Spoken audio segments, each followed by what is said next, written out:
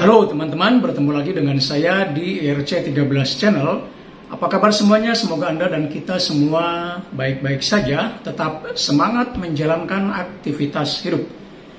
Teman-teman sekalian, kembali di video ini saya menyajikan The Current Issue Corner, dan isunya masih tetap berkaitan dengan peperangan antara Rusia dan Ukraina.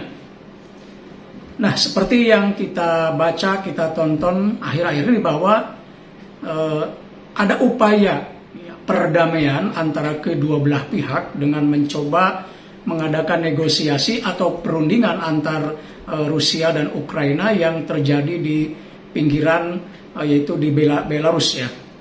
Namun sayangnya sampai saat ini perkembangannya tidak cukup menggembirakan karena belum diperoleh hasil dari perundingan itu. Hanya satu yang mungkin ada harapan bahwa hal itu akan dilanjutkan dalam pembicaraan kemudian.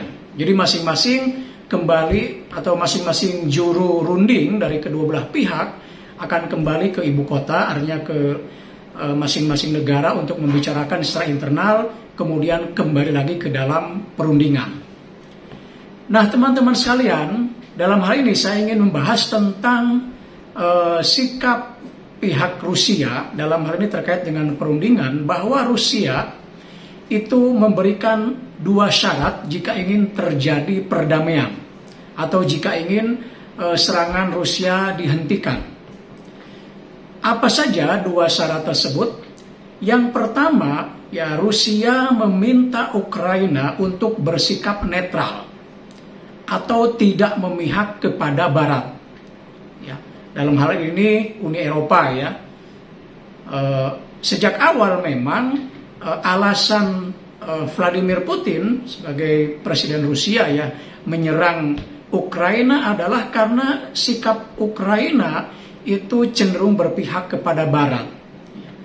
Mereka berpihak kepada NATO yang notabene merupakan representasi dari negara Barat ya, Uni Eropa, kemudian ditambah Amerika dan Kanada, dan berharap mereka keluar dari pengaruh Rusia. Tentu saja Ukraina yang dipimpin oleh Volodymyr Zelensky ini ya, memang dari awal menginginkan agar mereka lebih pro ke Barat. Nah, itu yang coba oleh Putin ditekan ya, supaya Ukraina tetap netral, tidak berpihak kepada Barat.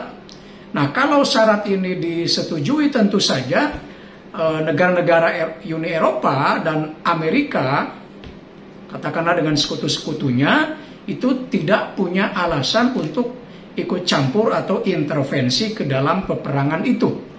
Nah, itu syarat yang pertama ya. Syarat yang kedua, Rusia meminta Ukraina mengakui ya, kontrol penuh Rusia terhadap Crimea.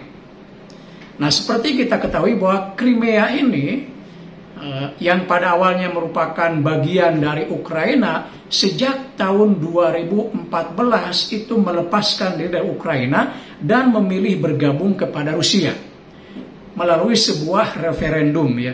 Nah, menurut pihak Rusia, referendum itu menunjukkan data bahwa 97% penduduk Crimea itu berpihak kepada Rusia.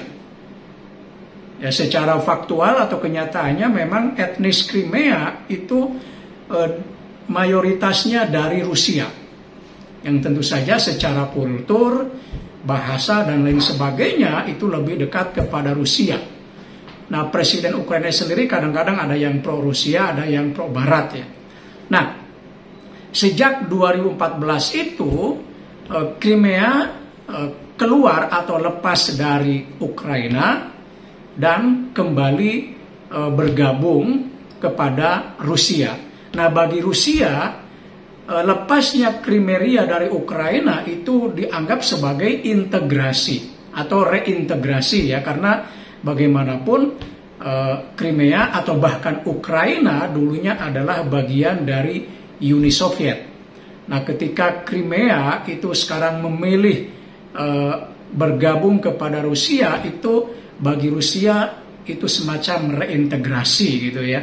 Karena Rusia sendiri kan sekarang membentuk federasi.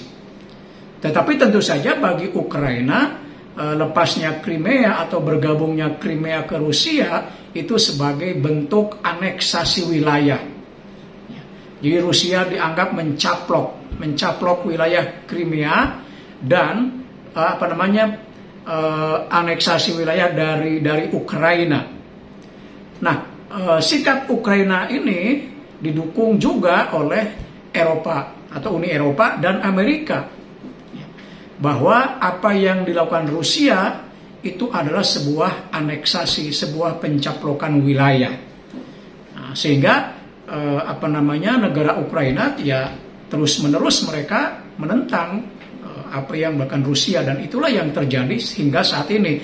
Karena itu Putin itu meminta atau menekan Ukraina agar Ukraina mengakui kontrol penuh Rusia terhadap Crimea. Karena bagaimanapun kenyataannya Crimea sudah memilih bergabung kepada Rusia. Nah, itu dua syarat yang diajukan oleh Putin atau Rusia supaya Putin atau Rusia tidak atau menghentikan serangannya kepada Ukraina. Nah, bagaimana kelanjutannya?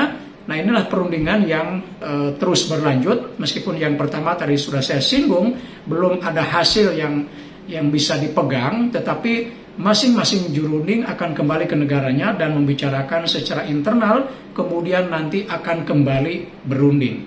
Tentu saja kita berharap akan ada hasil yang dicapai oleh perundingan tersebut ya, sehingga peperangan bisa terhindarkan, sehingga akibat-akibat yang sekarang saja sudah terlihat ya, korban manusia, kemudian pengungsi dan lain sebagainya. Mudah-mudahan dengan perundingan nanti yang ada hasilnya itu bisa segera dihentikan.